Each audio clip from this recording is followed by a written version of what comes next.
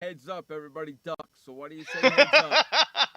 Why do you say heads up? Everybody ducks.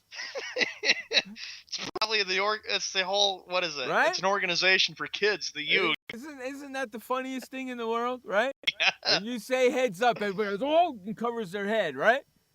Heads up, Heads cover your head. cover, Football's gonna get right? you. Heads up! Oh no, I'm covering my head, right? So why do you say heads up if you want people to cover your head? Why don't you just say cover your heads? No, that's too long.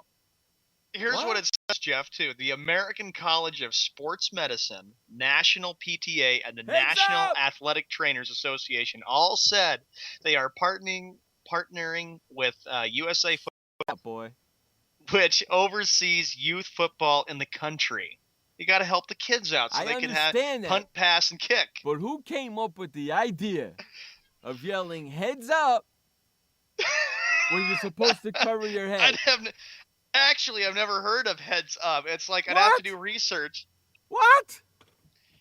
No, I'm just kidding. I'm teasing. I have heard of it. Heads up. Right? Whoever came up with that, that's the best. Heads up, and everybody covers. That is the funniest thing in the world. That is great. Right? Heads up. Cover your head. You don't want to get hit. Somebody could send Roger Goodell maybe a message on Twitter and ask him about heads up and ask what that is all about. Well, it's not just Roger Goodell. Have you ever been to a baseball game and a foul ball comes in your area, and you hear people yell heads up? You look around, everybody's covering their heads. Minor league baseball game, it's like heads up, and I had to cover my head, and it's like everybody had to do that. See? Why do you do that when people yell heads up? Aren't you supposed to put your head up when people yell heads up? Not cover your head? You see what I'm saying? I know what you're saying, and Jeff, I know very well you're just shocked about everything that's going on with the NFL. Heads up, and then funding for other NFL stadiums. What? They're funding the freaking Cleveland Browns and the Washington Redskins stadiums, but they're not helping the Chargers get their freaking stadium. That's not. What's up? Heads up! What's up with that? You could write the letter, the mayor of San Diego a letter, Jeff, and say, let's start working on a deal to get a new stadium for San Diego. That's bananas, man.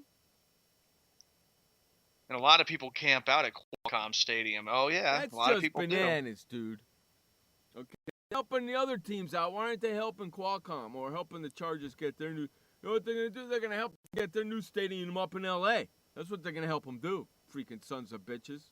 Yeah, they're trying to make the game popular with the stadiums, and then, of course, trying to put a football team in London, England, and a football team in Los Angeles. Although I have seen pictures out here for the new stadium to be put on the waterfront, and they showed it and everything, like right by Petco Park. So that would be kind of nice.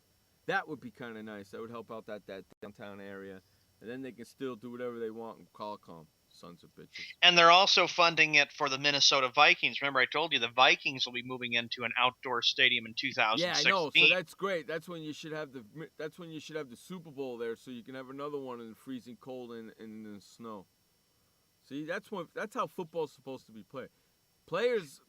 That's how me as a young kid. That's how I used to play football in the backyard, in the snow, in the muck, in the run, in the mud, in the rain, and all that stuff. That was a bet. I have such great childhood memories of playing football in fields, on football fields, on baseball fields, in the mud, in the rain, with all my friends. In the wind, yep. Yeah, in the wind, in the snow, with all my friends. 25 of us. It was great. I remember those days too, growing up from my childhood. Growing up, when we were in high school, we used to play. Check this out. We used to play New York versus New Jersey. When our high school team was playing football, we used to play football on the side against the Jersey guys. The New York guys and the Jersey guys would play against each other. While a high school football game was going on, we'd be playing them on the other side with no uniforms on, no nothing, just playing. And more people be watching our game than the other game. We no referees, no nothing. Just us playing and having fun, in the rain and yeah, that's the way it's supposed to be played. So I don't mind having a winter football Super Bowl. I don't mind. Well, yeah, and then of course, remember, there's another thing that I haven't heard very much of. What's going to possibly happen in the foreseeable future about moving the Super Bowl to Saturday night? Because remember, you and I talked about it back in February, Jeff, the day after the Super Bowl, that a lot of people call in sick and take the Monday off because they're all tired out from the Super Bowl. I'm still kind of in favor of that if they would move it to Saturday night. I know they've always played the Super Bowl on Sunday in late January, but of course then they've moved it to the first Sunday in February. We'll see. Yeah, no, now they got it in February where it's even going to be colder. I like that. And then a week after the Super Bowl, spring training opens up for the pitchers and catchers. How great is that? Well, not only that, but after that happens, Jeff, we'll be talking about March Madness. March Madness. Yep, March Madness. Because remember, I talked about it last week with you. I think it was last Wednesday or last Friday that the NCAA is going to be playing the Final Four championship on TBS, and I'm kind of cool with that. NBA's coming. I'm having fun with it already. I like it. NHL's here. NBA's coming, and then before you know it, college basketball is here. October 29th. That's when the first game for the NBA there we starts. Close. 20 days. 20 days. We're getting close. How about them apples? And the game going on in a few minutes down in St. Louis as Pittsburgh's at the Cardinals. And I know Jeff is just itching for a Cardinal win so we can give Wes a bad time. And I know one thing. I could put taps on his wall. Well, you're going to start the show off with taps tomorrow if the Pirates lose That's tonight. right. You damn skippy I am. Wes will probably be very quiet and very sad if Pittsburgh loses tonight.